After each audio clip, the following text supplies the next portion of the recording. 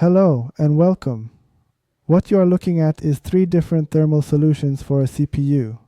I have Noctua NTH1 as baseline, and there are two additional alternatives to the paste, which is a Thermalright thermal pad and a thermal paper.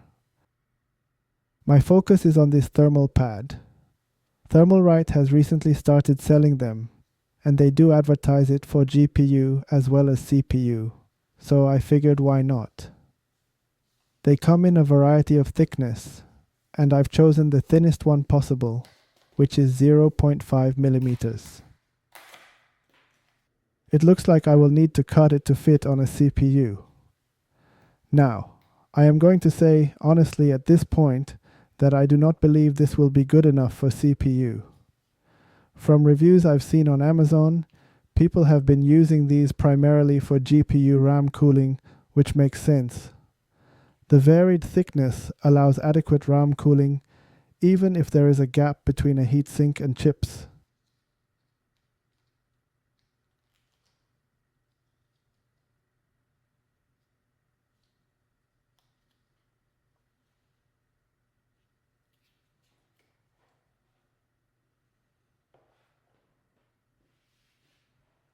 This is a graphite thermal pad.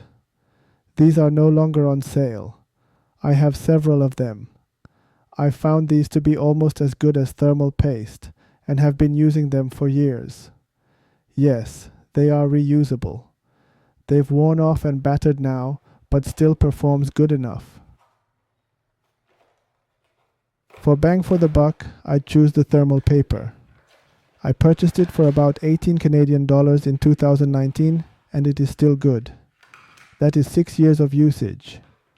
If you are someone like me who experiments with computer stuff frequently, this sort of thermal paper is very useful and clean.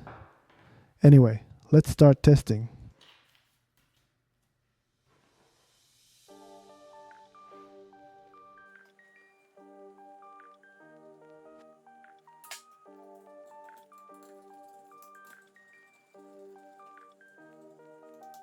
I am using Unix Mint Debian Edition here, by the way. If you ask me why, I will answer why not. Personally, I use Windows only for games. All other applications I use are available on Unix. Anyway, CPU temperature is not what you should be looking at. It's CPU frequency, which is located on top right.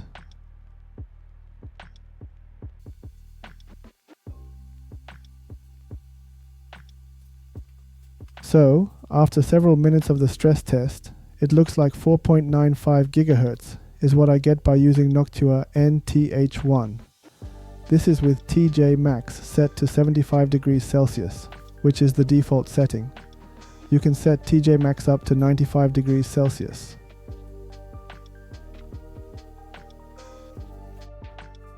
The pad feels more like concentrated thermal paste made into jelly. It's also fairly sticky on its own. It's very much like those thermal pads from M.2 slots.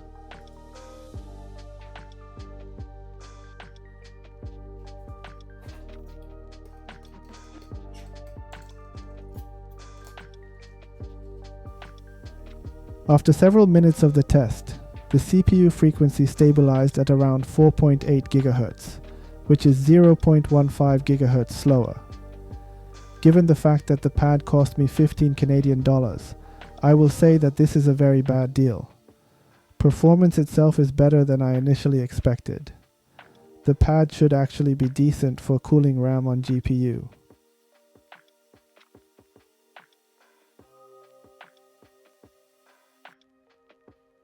I was kind of hoping that I might be able to reuse the pad, but nope, that is not happening. It stuck to one side so hard that peeling it off destroyed the pad. Theoretically, I could actually use the scrap. Would I? Nah, just kidding.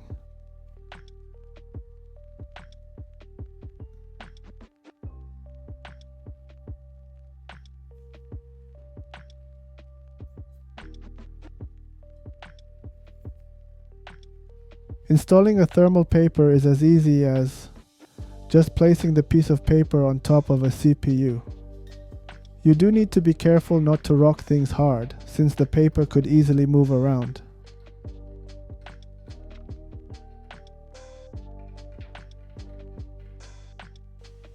Now, this is interesting.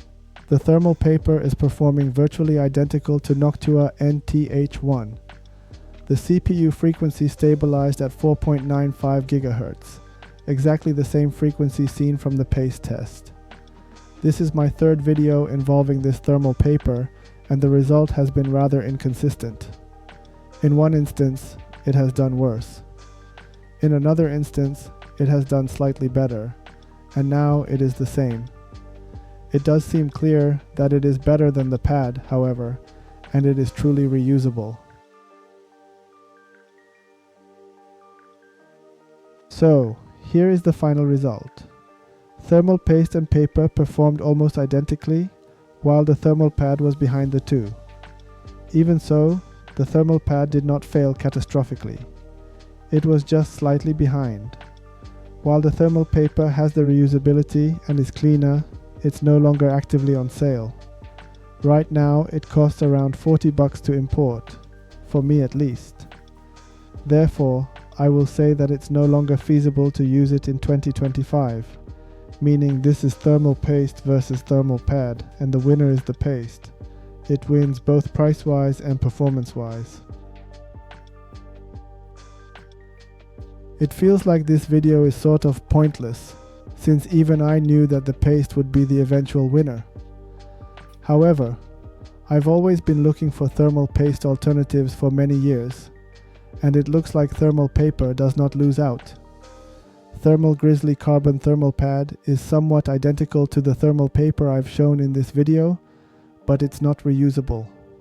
I've tried it. But Thermal Grizzly Cryo Sheet is very much identical to the one shown in the video if you are interested in it, but the price is rather steep. Anyway, thank you for watching and see you next time.